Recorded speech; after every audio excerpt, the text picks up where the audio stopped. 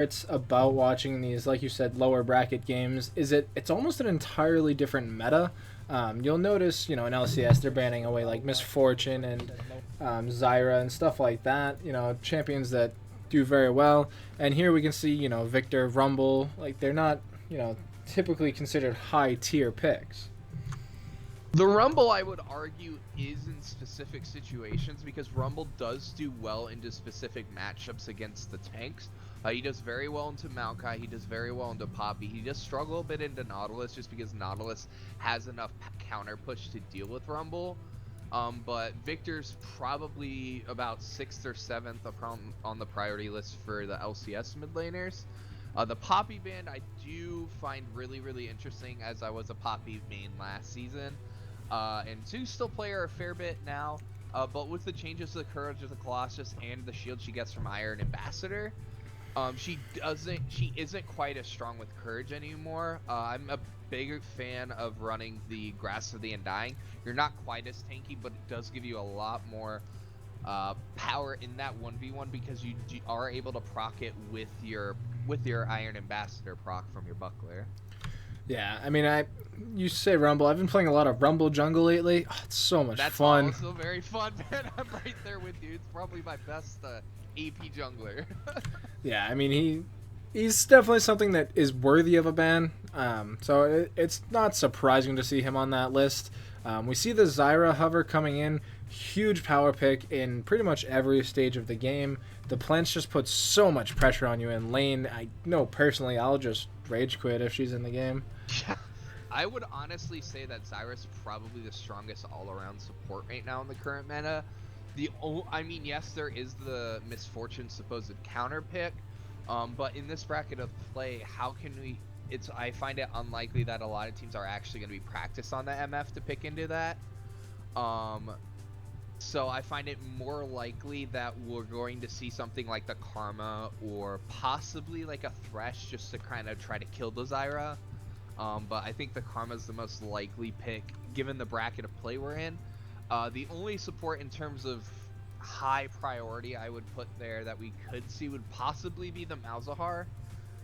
But again, I'm not sure how much practice this level of team is putting in onto those picks.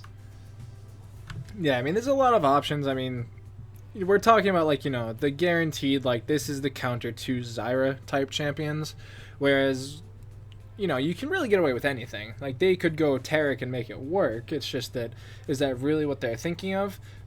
But you can see here they're more apt to try and gather up, their solo lanes, their jungle laners, the super picks that are going to be the ones that change, mid to late game.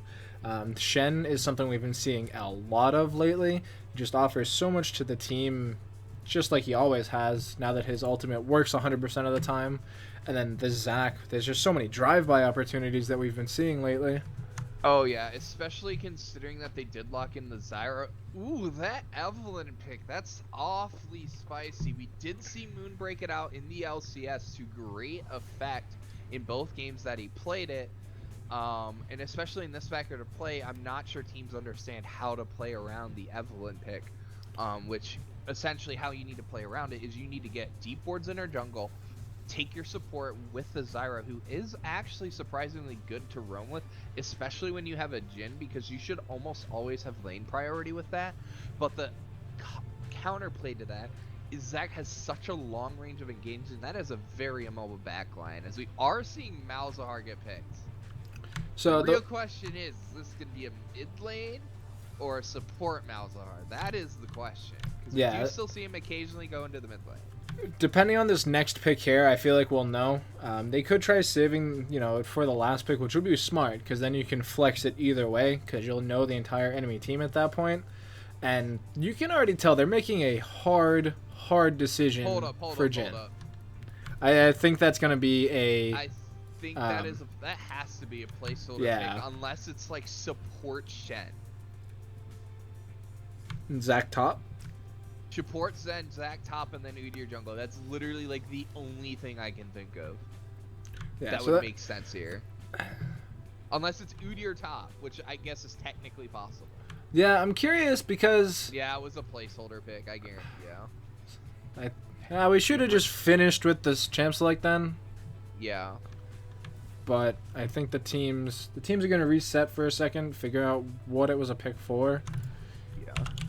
Okay, so before we had that dodge, the blue side, top to bottom, had Zyra first pick, then Eve and Jhin. Jhin is probably the strongest ADC right now after Varus. Varus is considered by many people to be the top ADC right now with the changes to the lethality, plus his ability to pump out so much poke damage, as well as having a lot of utility with that Chains of Corruption. Jhin is kind of considered the secondary pick to that. Ashe has kind of fallen down just because she really doesn't benefit from the lethality, and it just takes her a lot longer to be useful, assuming you don't go the CDR build, which is what I think most people are doing now, where you go the Essence Reaver into Runin, so you get that 30% CDR. The Lissandra pick I find is a little bit risky picking blind, because Lissandra does struggle a lot against champions who outrange her. Things like the Lux, the Xerath, the Azir significantly. Victor to a certain extent, but Lissandra is definitely a risky pick blind in my opinion. I mean, yes, it's possible it's Malzahar in the mid lane, but we can't say for sure. Yeah, without knowing like those last couple picks there's not a whole lot we can like super talk about in the bot lane, because as far as we know, we only see one of the picks for Ice Cold Juice, being the Malzahar. If they can pick something else pick heavy like an Ashe, I know you said she doesn't really benefit from it, but just the sheer amount of pick potential that's there could really change a lot. So I'm curious to see if they go something like that, because that would be a super deadly level 6 that's going to be hard pressed for the Zyra to. Ashe would be their best pick. The alternative they could go for would be a Sivir, but that does put you at a lot of risk into a Jhin Zyra. But that would be like the only other pick I would consider running into that lane, because the issue with Caitlyn, who's kind of like that fourth ADC that gets thrown in there with the Jhin, Varus, and Ashe, is Caitlyn doesn't offer utility to the team. Yes, she does have traps which provide a little bit of help, but it's not like you're having the speed up, the AoE CC from Change of Corruption, the setup from Curtain Call, or that Enchanted Crystal Arrow. So it's much more of a team reliant pick if you go for the Caitlyn, which is why sneaky, I do remember one of my friends said, is the reason why the utility AD carries are so strong is because even if you die, as long as you press R on those AD carries, you're useful. Yeah, I mean, they already have the Malzahar, so the Ashe pick can work just due to the Malefic Visions, locking them down. You throw a trap under them, lots of damage. If you can hit them with a 90 caliber net, more damage. And then you can even set up a line of traps right behind them, so they have to hit like all of them at the same time. And just headshot after headshot after headshot. At level 6, a Jhin Zyra is not really going to be able to deal with that. Yeah. Because like, the second you eat one trap, you're eating another trap, you're eating that nether grass, which is just such a powerful ability at that level 6 that's really hard to deal with. And it's going to be really interesting on how they pick their top lane, because that is the last pick that the that Harambe's Angels had left on the table, was picking their top lane. They do know that it is going into a Shen. Some picks I would like to see into the Shen is I still think Nar's a really good pick into the Shen. Even though he's not super meta right now, he's a great pick into the Shen. Poppy was banned. Poppy's another good pick I like into Shen, just because Shen does block autos, but it doesn't matter when you just Q him for 14% of his max health. Swain does really good. Basically anything that can out push him and keep him under tower is always a good choice. If they wanted to go a tank route, Nautilus does pretty well into that matchup. He's mostly ability damage. It does block his staggering blows passive, but Nautilus would be a good tank route they can go, because that would give them lane priority. Yeah, I mean, there's a lot of options for the Shen. I mean, I know you're talking about out pushing him. The build I'm really loving on Shen right now that we haven't really seen in every region to the same extent as some of the Koreans, is that Tiamat rush into Balmy Cinder, and it just gives you so much wave clear that you really should be able to deal with anything that's coming at you. Presumably, I mean, you could just get completely poked out and wrecked and just have no fun. But I want to see something fun. Camille wasn't banned. I feel like that's a super strong pick that got overlooked. That's not too hard to I'm still pilot. kind of on the fence about whether or not we'll see Camille, just because I know personally I'm in the Gold Plat League for Compete League, and I personally don't play Camille just because I'm never able to actually get any practice in on it because it's pretty much permabanned right now. But yes, Camille's an extremely strong pick, especially because Shen doesn't really... Hold on, wait. I'm not sure. The matchup would depend upon on how Camille's Q is programmed. If it's counted as an auto attack, I feel like Shen would do extremely well in the matchup. But yeah, it's an auto modifier, so I believe Shen would be able to block it. If it's counted as an auto modifier, then Shen would do really well into Camille because with Spirit's Refuge, he's able to dodge a lot of Camille's damage. Yes, he will get locked down by the hook shot. But if Camille's not able to get her rotations of Q off, it's not anywhere near the same level of damage as she would if she's able to get... It's on a lot lower cooldown than the Refuge, so I mean, it has its opportunities, but I mean, it's a pick I like seeing, and I'm liking it a lot more in the LCS and places like that. It's a very dynamic and fun pick.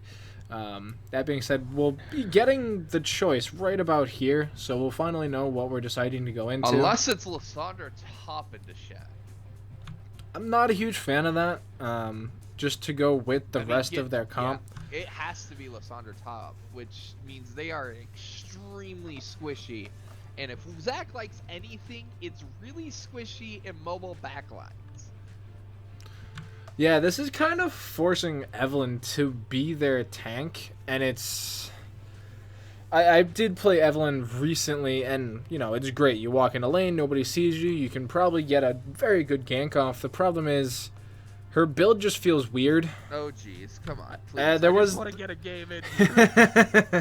There was the Misfortune pick, and I think that might have been placeholder. I hope so, because the Misfortune pick there is really confusing because the issue with the picking MF, okay, so it was a Camille. So yeah. I would just have them pick their champions now, please. Just pick champions.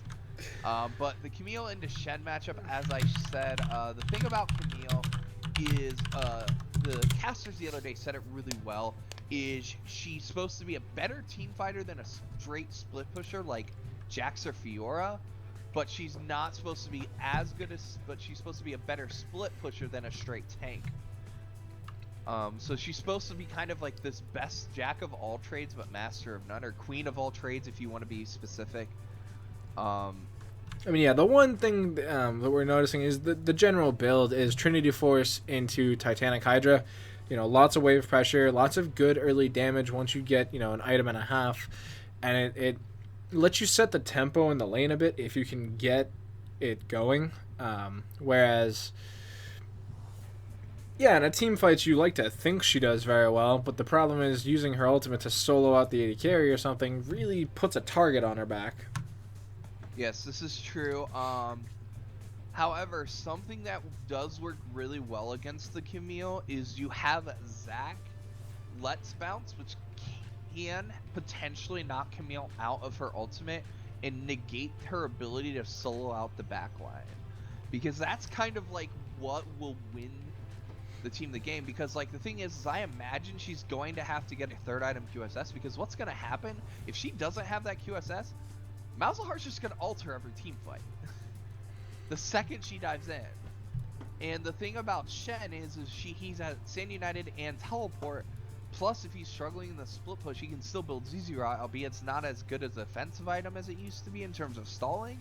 It does still help.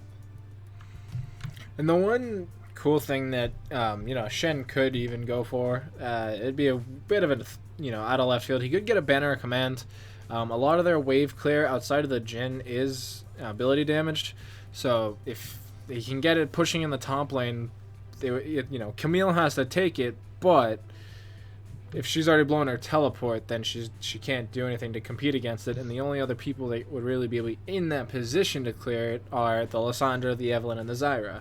I mean, so that could cause some mayhem for the enemy And if team. you don't have the Zyra, you have no disengage on this composition. Like, Zyra is the only way to keep Jhin alive. And even then, Strangleroots won't stop the Zac from getting in. He'll still land right where Jhin is. Yeah, I just fear for this Jhin just because I feel like it's gonna be so hard for him to accomplish anything outside of setting up the fights with Curtain Call, because he's got a Syndra to worry about, he's got a Zac to worry about, he'll have Harkin Scythe who's gonna be coming in on the back of Zac with Stand United, plus he has Nethergrass from Esper Luna on the Malzahar. There's just so much lockdown, and I disagree about taking the Ghost on Lissandra here. The recent changes to Ghost have made it very questionable. Well, like, the thing is I feel like you don't get good use for it out of on Lissandra. Because the thing is I feel, assuming the build is still the same that it was, there's two primary build paths to go. It depends on whether you choose to go, actually there's three technically. But if you go the full CDR route, where you go Morella, Namicon, and then you get your and then you get Abyssal and Zanyas, not necessarily in that order. There is where you go Roa into Zanyas, and then you get Abyssal after that. Or there is Protobelt first item into Zanyas, into Abyssal. I would say the latter two are probably the best. I would say the Protobelt build's probably the build that he's going to have to go, because basically how this game is going to be winnable for Harambe's Angels on the blue side is they have to kill Vayne Gosu before Jhin dies. It's going to be a race to see which AD carry dies first. And there could be a hang-up in how well this Syndra does. Syndra, just as a champion, really forces your mid laner to build a Negatron cloak at, like, level 3. There's just so much kill potential there, so much just absolute damage, that if Zac can get in on a Lissandra at the right time, it's going to be a free kill. It's something that Triptych's really going to have to watch out for. Yeah, it's definitely not a good matchup for Lissandra. It's one of the matchups that I discussed previously. It's not a good matchup for Lissandra because it's extremely difficult to get into range, because should she ever look to go in with the Glacial Path, all Jai Ying needs to do is just Dark Sphere and Scatter the Weak, and Lissandra can't do anything. Yeah, there's a lot that's riding on the Zac, because we're talking against Harambe's Angels a lot, where it's just they have nothing going for them.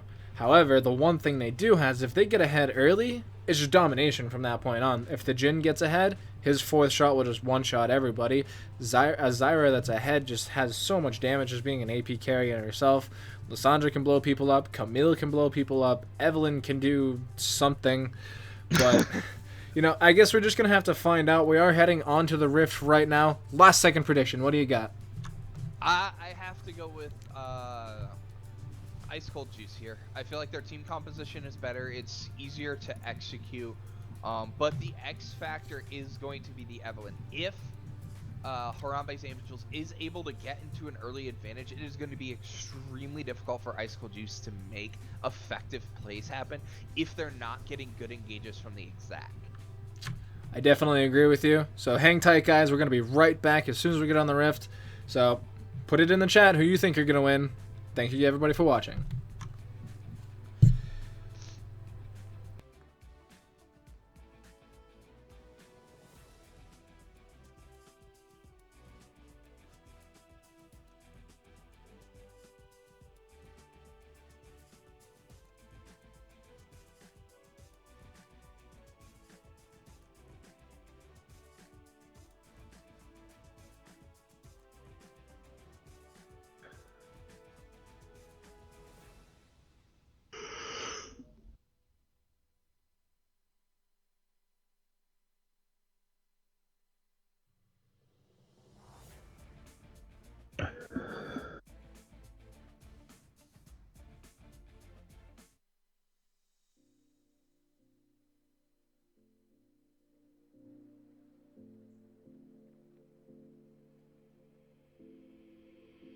Take a moment right here, feeling like it's out gear. Driving towards the sun with a rose and a gun. Feel the wind in my hair, going nowhere I swear. Like an outlaw on the run, dangerous but it's so fun. Running, running, no. Hold on, don't let go. Running, running, no. Keep running.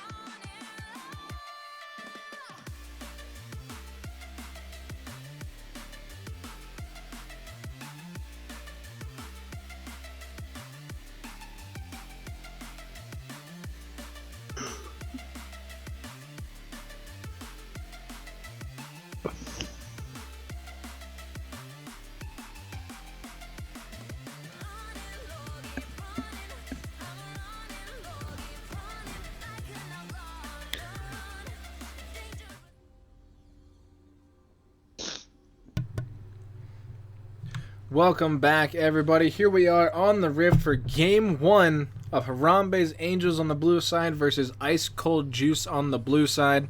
We made our predictions. We think it's going to Ice Cold Juice. I'm excited to find out. There's a lot of things that can go wrong for them this game.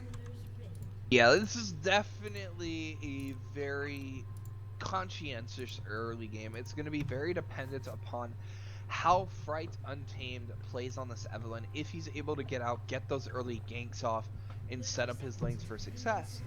Because the thing about having a Camille and a Lissandra is the ability to roam is definitely in their favor, excluding the Shen teleport. The Shen teleport and Shen Stand United is going to be the big stopper in their plays, but there is a ton of damage which they can all bring into the bot lane around that level 6, level 7 point.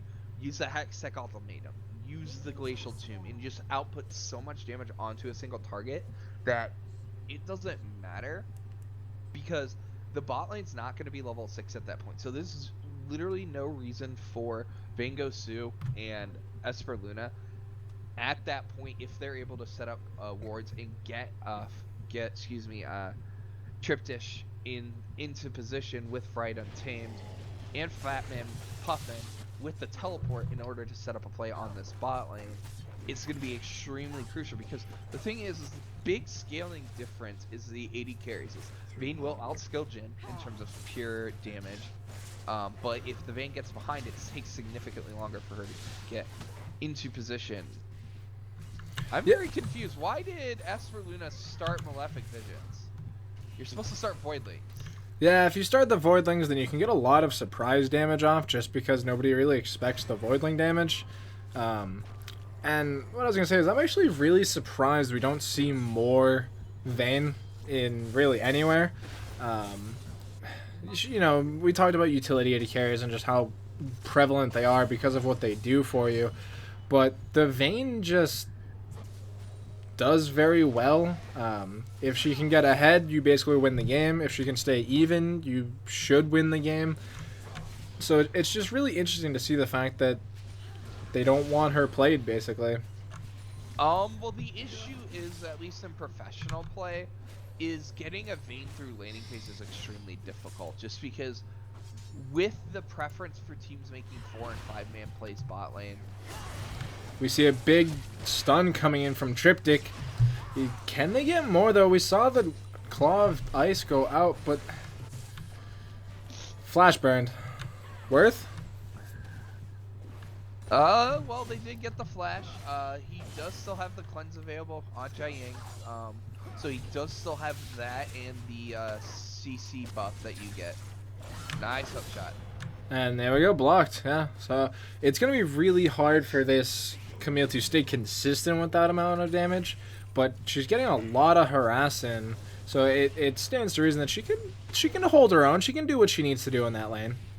Yeah, I mean, I never said that Camille wasn't going to do her things. It's just, given the matchup, it's just, I feel like they could have picked something better.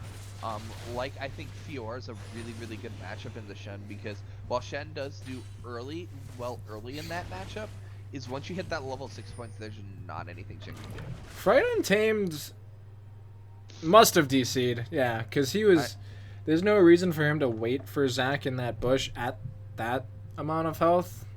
Although, we can see in the pause screen that he did get the 70 gold for the Scuttle Crab.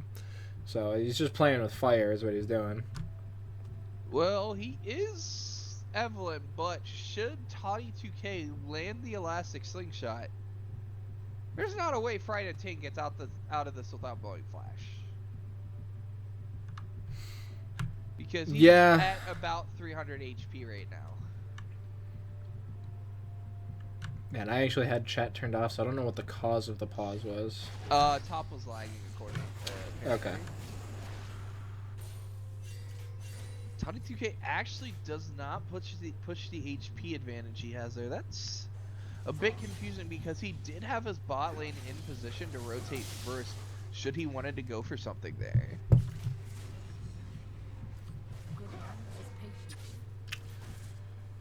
Yeah, like I said, that could have gone poorly, but with the mid laners close enough, they should have been fine. And yeah, Luna is out of mana. He cannot stay in this lane anymore. He's just gonna get out poked by the Zyra at this point. Yeah, Zyra did do a fair bit better on managing of the mana. You know, definitely lost out health-wise, but at this point now it doesn't matter because she has more mana and can get all that health, you know, back. It's all about opportunity cost now. Ooh, Harken Scythe. Too early Almost. on the Spirit's Refuge. And Fredon Team is actually going to get caught out. Lots of damage comes through. Esper Luna's in some trouble. He has no flash heal comes out. Now Gosu's in a big, bad way. I don't think the damage was enough from the red buff there. Fatman Puffin not going to get that kill. Forces the flash.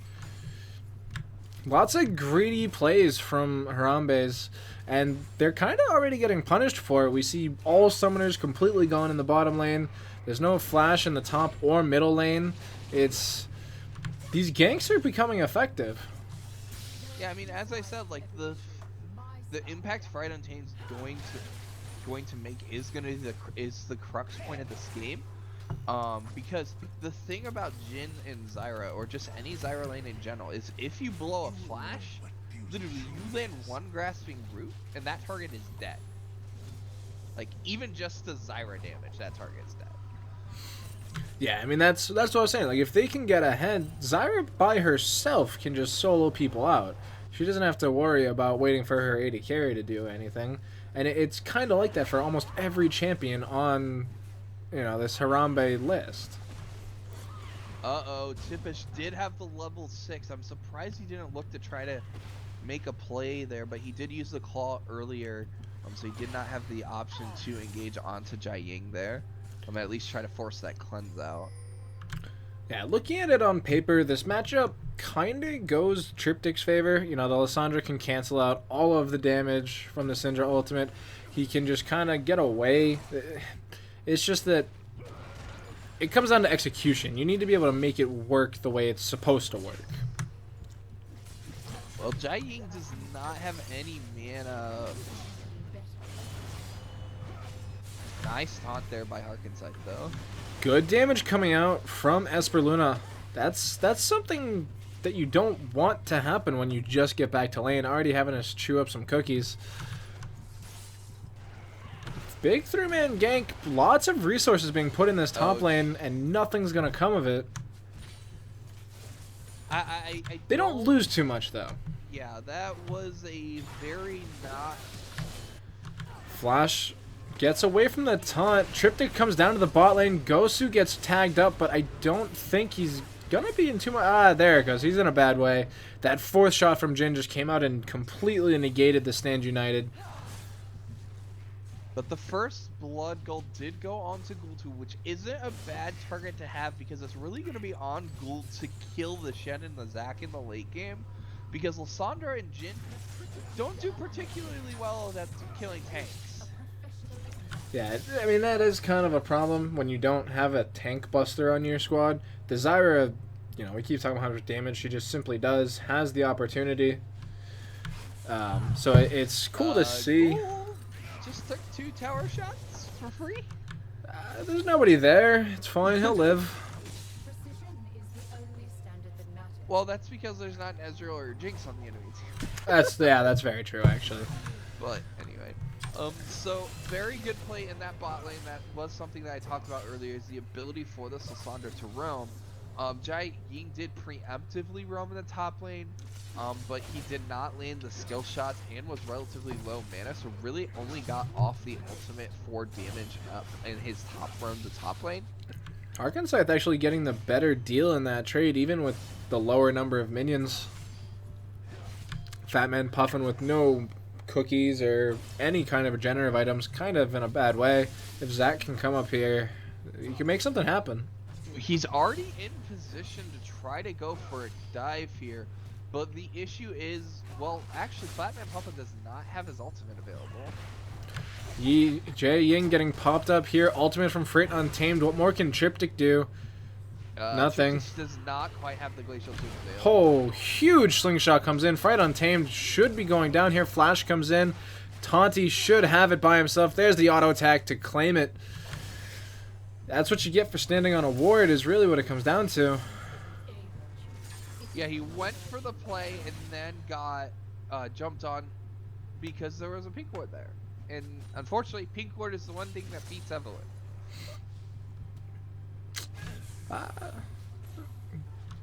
Do control wards show camouflage champs? Okay. For some reason I thought they didn't. Oh my god, so much damage coming out of Ghoul there. Curtain Call comes down. Vayne Gosu should not be able to get away from this one. There it is. Double kill in the bot lane. One apiece. That's huge. Yeah, that's the power of Jin Zyra. They got the level 6. Esper Luna was not quite level 6 yet. Vayne Gosu was, but there just wasn't enough ability because they both got hit by a Grasping Root, I believe, who straight into the Stranglethorns, and they just instantly died. Yeah, the Grasping Root, Deadly Flourish, Stranglethorn, just everything came through at the same time, and Esper Luna basically exploded. And then once you lose that safety tool of having a support, there wasn't really anything left for Vayne Gosu to do.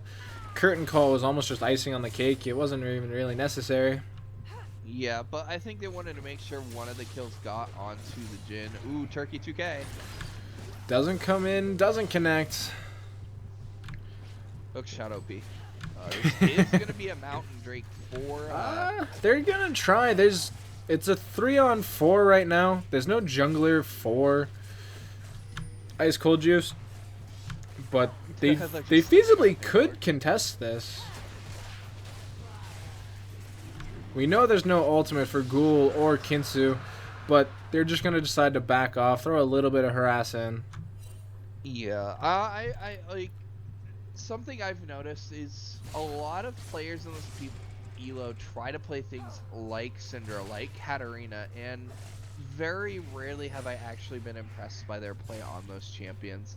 Like, I honestly feel like it's better for teams, even though their picks may not necessarily be meta, just to pick something they're comfortable on.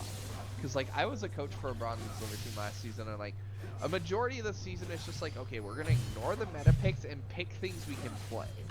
Yeah, I mean, back when I did the Gold League, it was, what are you good at? Let's just make you better at that.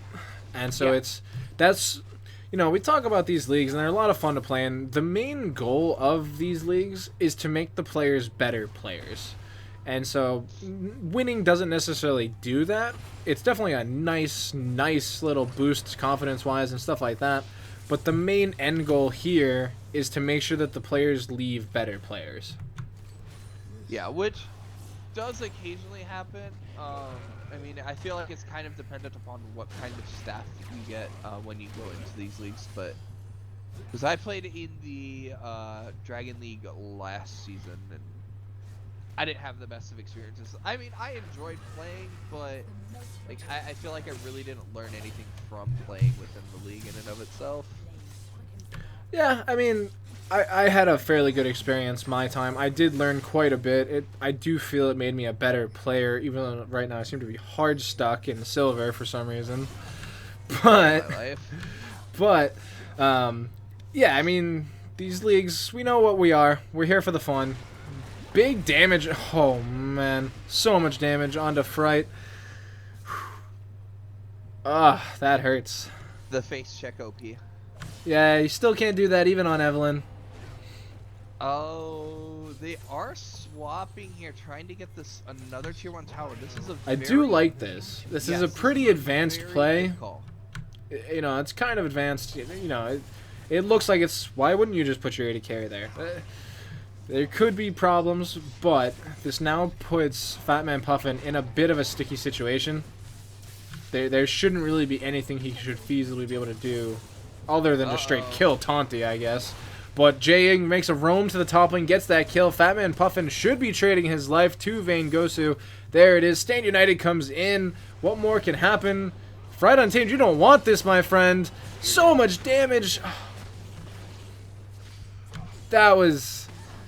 This is unlucky. This should be 2 towers for Ice Cold Juice. Or at least heavy damage. That's the thing, though. They have to go for the push. They have, yeah. So we see Harkin and Gosu. They know what they want. I guess they don't necessarily need Toddy.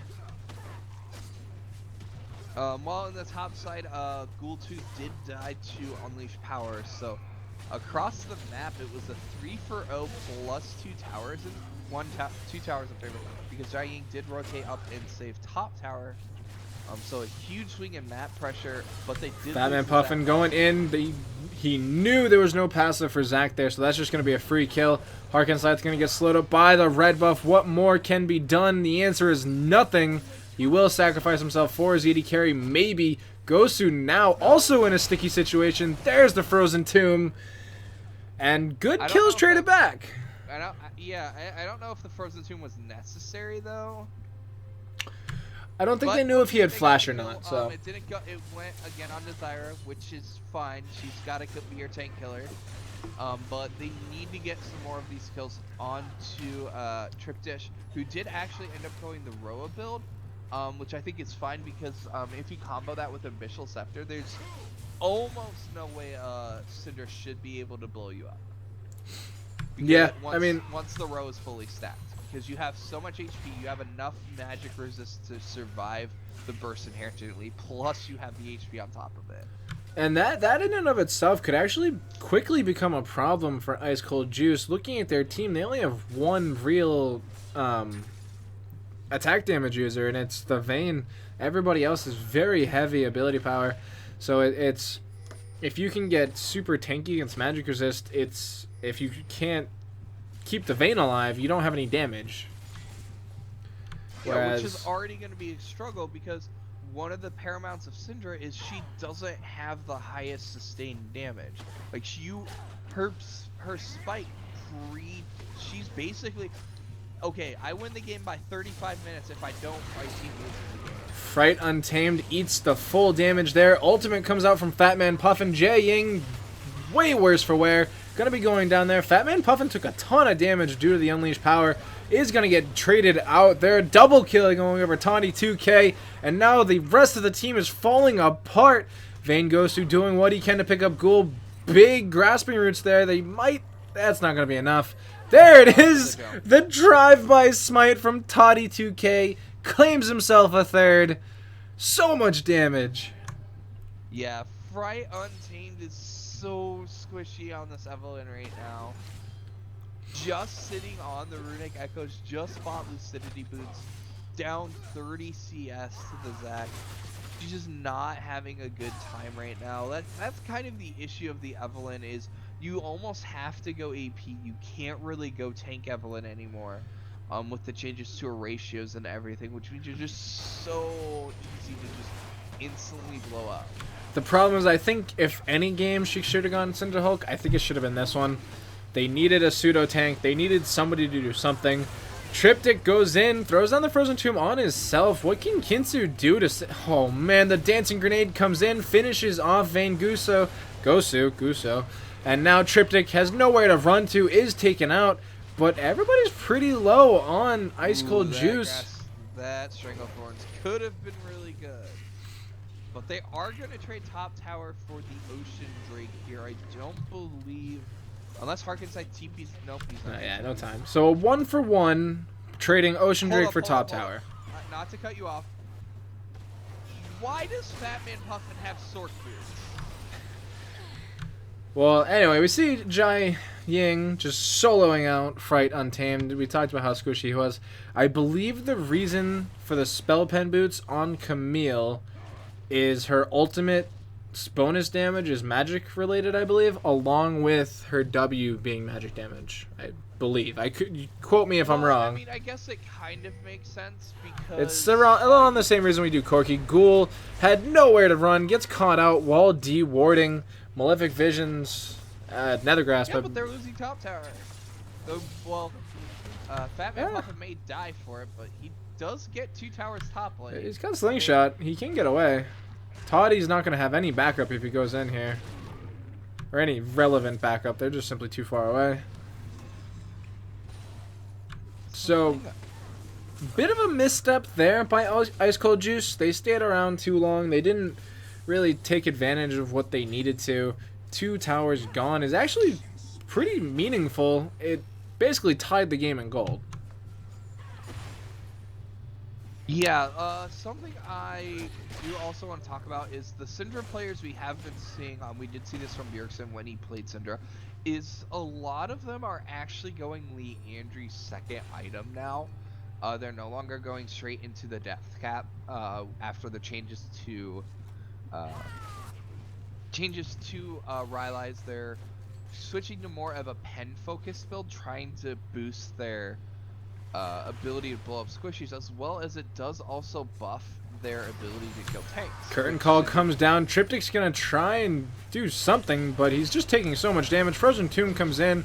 Jai Yang super late on the cleanse, but the teleport from Harkenscythe comes in. Taunt is not.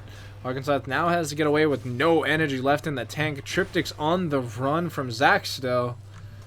Yeah, had Triptych flash and ulted himself, there maybe could have gotten a kill out of it. Oh, he comes in. Triptych. Oh, Taunt, he's so bold. He might be losing his life for it now. Gets taught up. Stand United comes in. Passive is available for Zac. What more can they do? I don't think the answer is anything. Shutdown gold going over to Fat Man Puffin, and that is huge for him. We'll see if they can continue going. Morella Namicon being super dangerous for Fat Man. And Fright can't even clear a ward, the poor guy. Well, he doesn't have his Rylai's done, and that's what I'm assuming he's going for build Rylai's. So, I mean, even... Every time I see Jai Ying try to use Scatter the Weak, I kind of die a little on the inside. So, we're noticing just how squishy this Harambe's Angels team is. I mean, we saw Taunty just straight up dive into 5 people under mid lane tower. And health-wise, I think both teams lost about the same amount with Taunty going down.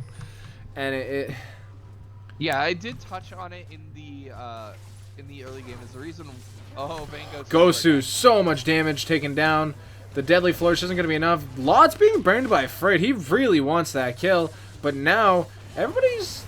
This is a weird fight. Fight on Team's going to get taunted up and taken down immediately. Kinsu gets hit up by the Nether Grasp, also going down to the Scatter of the Weak.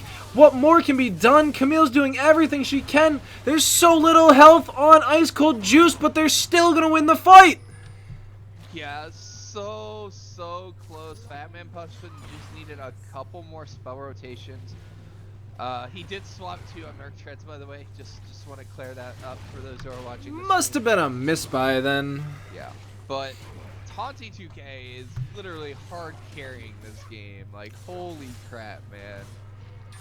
Yeah, that was a very close fight. That could have really gone either way. It was just... I think a little too much was burned to get Vayne Gosu.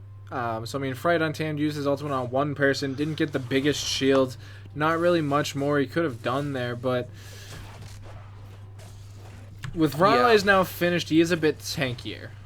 Yes, a bit. I'm hoping he's going to pick up something like a Banshee's Veil.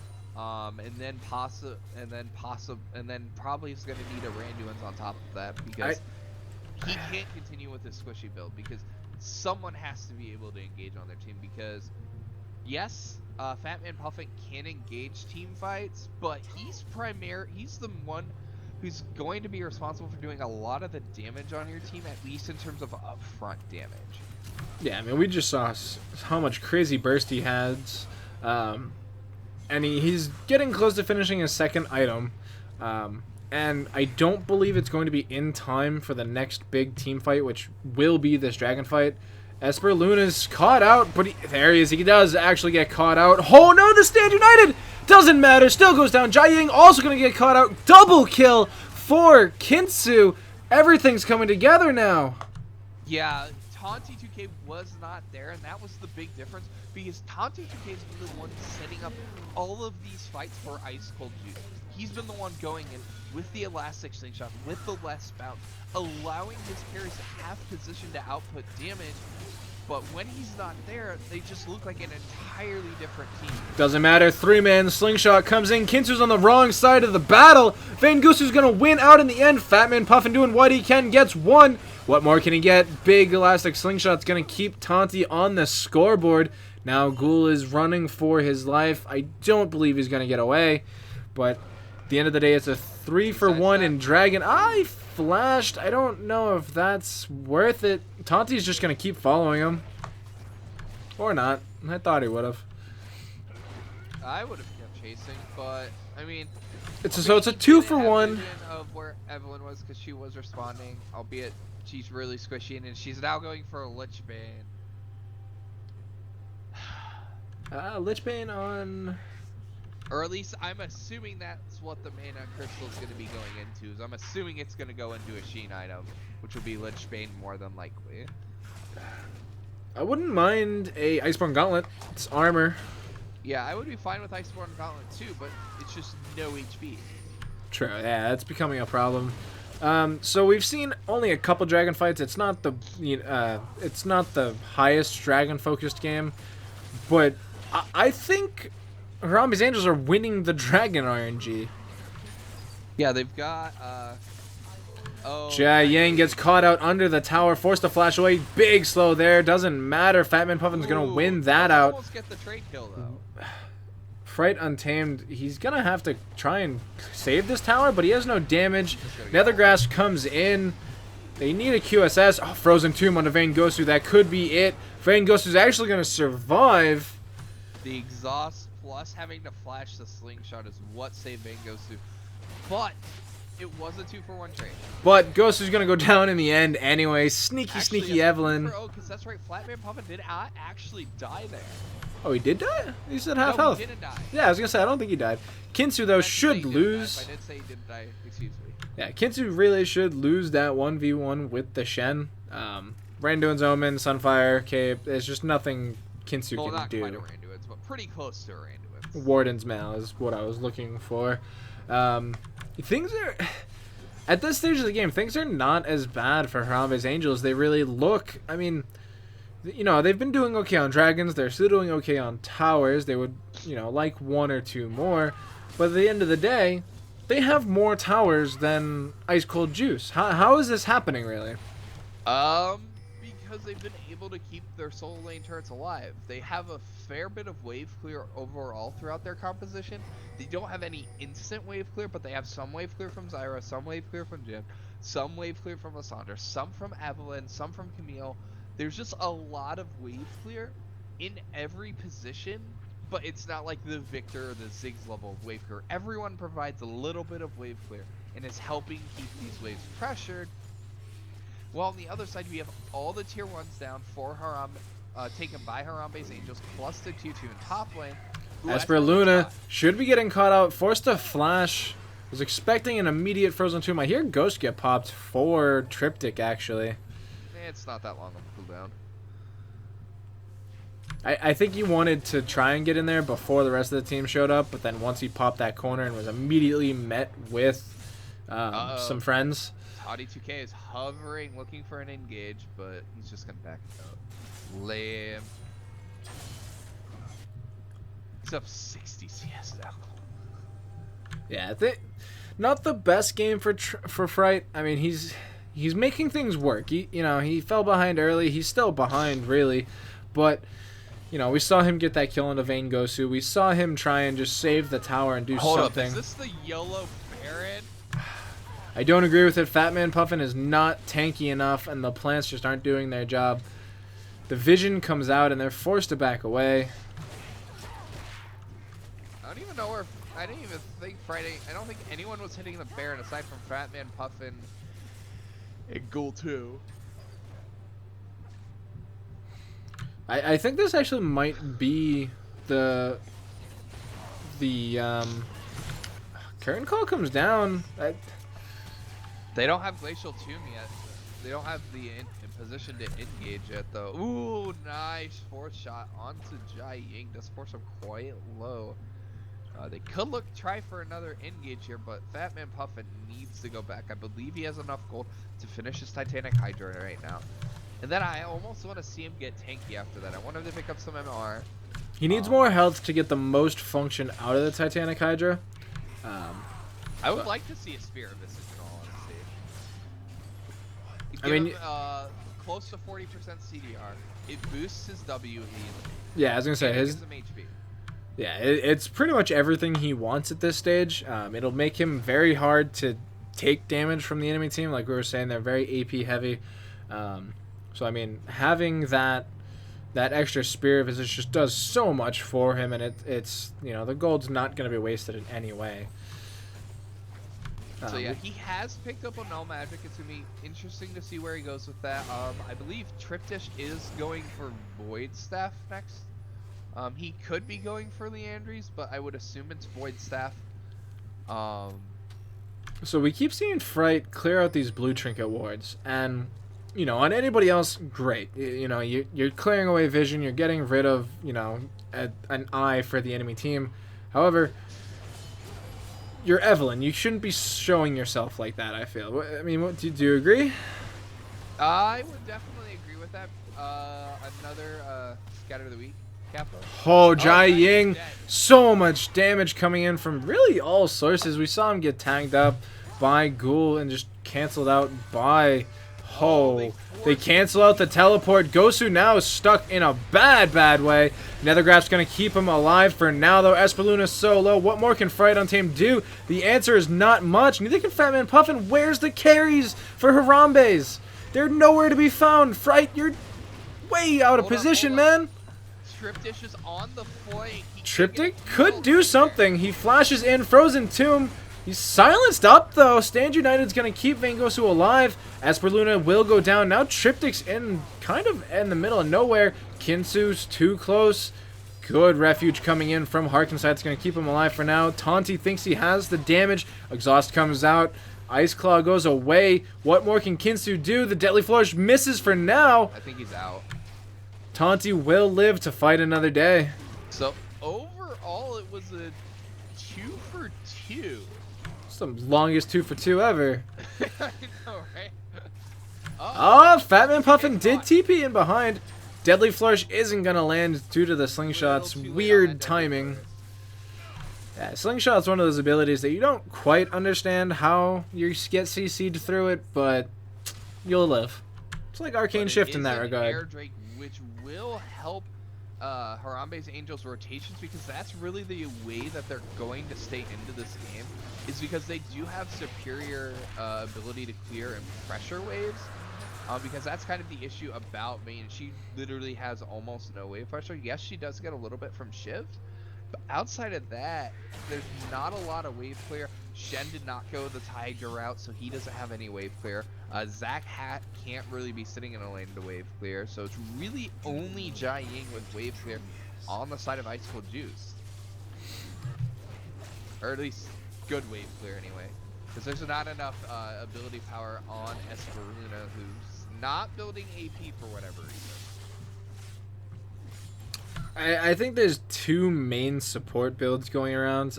Eye of Watchers is something we've been seeing a lot of on AP supports. The other one you can get away with, which is more for the tanky ones, is that whole Redemption Locket route. So it looks like that's the route that Esperluna is deciding to go for. He's seeing more utility in those active items than just building damage himself. I mean, they do have a Syndra on their team, so they should, in theory, have enough magic damage that they don't need their support to build it. However, I feel like it's going to get to a point that it becomes necessary. I feel like even just having the Rylai's, though, would help. Because that's going to be the thing, is they need to be able to kite to keep Vayne Gosu alive. Who I do credit, he did build a QSS early, which is what he needed to do. Yeah, I'm actually surprised by the lack of QSSs on Harambe's Angels. We see the one on Kinsu, which is obviously the one you want. Gould, once he saw that intermission, he should have realized not to flash. Harkin Scythe now getting caught up. Kinsu's all by his lonesome, though. Triptych solos out, or not solos out, but gets the kill on the Jiaying. Fatman Puffin now just getting kited into oblivion by Vayne Gosu. Fourth shot, not going to be what it takes. Tanti 2K goes in for the kill. Complete massacre going the way of Ice Cold Juice, and they're finally going to get this tier 1 tower. They should be rotating for Baron. They don't have the wave to get tier 2 mid. They should be rotating for Baron right now. That's kind of the thought process when you choose to make a Baron call or not, is whether or not you have the waves prepped. If you have waves prepped to push, generally pushing's your better option. But if you do not have a wave prepped nearby, whether in top or mid lane, to push, Baron's generally the best call you can make here.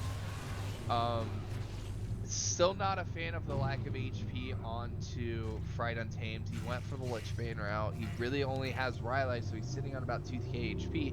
And it seems super, super squishy, which as we saw in that last fight, is the thing about Lissandra players, which really irritates me because I used to play a lot of Lissandra. I used to play her some, is essentially your thought process is until you have Zhonya's, you should not be ulting anyone but yourself. Because the issue when you ult the target is you yourself are so quite vulnerable and you're not getting your maximum amount of DPS out. Like in that last fight when he flanked, had he ulted himself rather than Vayne Gosu, it could have bought Kinsu more time to output DPS. Because he wouldn't have been able to be immediately jumped on because everyone would have been slowed by the AoE from Frozen Tomb rather than able to instantly kill Triptych after he tried to go for the solo play onto Vayne Gosu, I believe QSS almost immediately. Yeah, it's also really hard to do damage when you're dead, so it's something you want to prevent as much as possible. So with the Baron play, there's a lot of room they can play here. There's a fair amount of wave clear on, Harambe, as we've talked about it a couple times. A fair bit of it is AP, though, which gets, kind of nullified by the Baron, giving bonus resistances to those first-line minions. And so Curtain Call comes up. What can they get out of it? Spellimune's going to block the first one. There's the second one. Where's this fourth shot going to go? Right onto Harkin Scythe, who is really tanky. It's something. Oh, good stun up there on the Tanti. He has the GA on top of Zac passive though, so he's more than fine. Gonna let's bounce away. I don't agree with the decision to back right now. He's Zac. He has more than enough health to be fine. Yeah, but they're stalling out the Baron. They've gotten 2 towers off of the Baron so far. Yes, they are ahead in overall team fights. I chalk that up to more, Harkin Scythe taunt. Big slow there. Deadly Flourish keeps him in place. The taunt comes out, so he should be safe to run away. Second taunt comes in. However, that huge crit from Vayne Gosu. Fatman Puffin does not have enough armor to do anything about it. No armor. Also known as not enough. Yeah, the Randuin's has to come in immediately for him. Yeah, he needs to go Spirit Visage into Randuin's Omen. Like we talked earlier about how if Vayne goes ahead, she wins. If she goes even, you should win. Yada yada. She went even in lane, and now she's even on kills and ahead in CS. This is her heyday. This is almost her killing field. Side lanes and just farm for like 20 minutes. And we have the QSS on her, so really, what does Vayne Gosu have to fear at this point? There's still Hextech Ultimatum because you can't QSS that. You can, however, kite it out, and we just saw how much. The thing about it is you have the Hextech Ultimatum. You go in with Triptych's Ring of Frost, And then you try to blow Stun the comes QSS. in there. Elastic Slingshot went the wrong way, actually. Django's thrown onto 4 people, forces the flash out of Van Gosu. Freight on Tame's doing what he can, but he has no armor. Neither does Fatman. They're both just completely annihilated. Triptych goes in. Still going to go down. Double kill for Taunty. Kinsu's forced a flash. Van Gosu just has a back away. They want this Elder Drake, and what seemed like a really good fight went wrong. Huge ultimate, and he doesn't get it off. He had a good second and a half before he got Nether Glass to get it off, and he just doesn't get it off. And I don't know if he just felt too much pressure going in there and just didn't get it off, because he had a good second where he could have ulted himself and possibly killed Van Gosu, but it just didn't happen, and now they're gonna get pushed for an inhibitor, and I don't think Kinsu's gonna be. Kinsu shouldn't be able to defend it.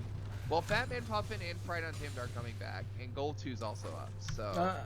Alright, I mean, they could actually tower dive. They have their 2 tanks. Zach's full HP. Gosu just does massive damage.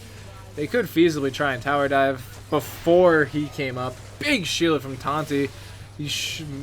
Actually, I hope he doesn't get away. There's no reason for him to. Big 3-man ult there. Stand United being thrown out there just in case. But GA immediately comes back and gets popped. Zach passive should also be going down, maybe eventually. Big man 2 killed. Puffin just gets annihilated. Taunty 2K is still alive. What is happening? Still alive. Lives through everything. Double kill for Van Gosu. Triple kill for Van Gosu. That should be game. Yeah. The thing is like, even though Van Gosu did not use his QSS when he got Frozen Tomb, no one followed up damage onto the Vayne, because Fatman Puffin got instantly ulted. Like, that's kind of like, I touched on that early when before we went into game, that he needs a QSS, and if he's going to look to dive the backline, because he's just gonna get instantly Nether Grass. Ghoul gets taken down as well. Ace comes in. Game 1 is going to Ice Cold Juice. Well played by both sides. It's just Ice Cold Juice had more tanks. Yeah, that one too. Tanks and Taunty too strong. 11, 2, and 15 on the Zac. That is insane. I said it was going to be what changed the game, and we saw it there. It was. Yeah, it's just so much pressure, so many good slingshots and engages from Taunty 2K. Yes, Van Gosu did have a lot of cleanup, but until he got that double kill, he was down 25. He was down 15 CS in lane, and they did lose the 2v2. It's just they were able to buy enough time for Vayne to get her items, got enough of that side lane farm while Harambe's Angels wasn't making too many plays upon the Vayne. Like, that's the thing, is whenever the enemy team picks up a big hyper carry, yes, shutting down in the early game is very good, but you have to keep the pressure on them. You can't let them just sit and farm in a side lane. You have to constantly be going after them, because otherwise you'll just see exactly what happened this game, where the Vayne just scaled up and they weren't able to kill her just because the Vayne had just enough peel, aka Nether Grasp. Yeah, I mean, it's something I look forward to seeing how Harambe's Angels adapts to in the second game. So there will be one more game played, guys, so stay tuned for that. We are going to take a short break while the teams mentally reset, talk to their coach, see what they can change for the second time. So stay tuned for that. We'll be right back, and thank you everybody for watching.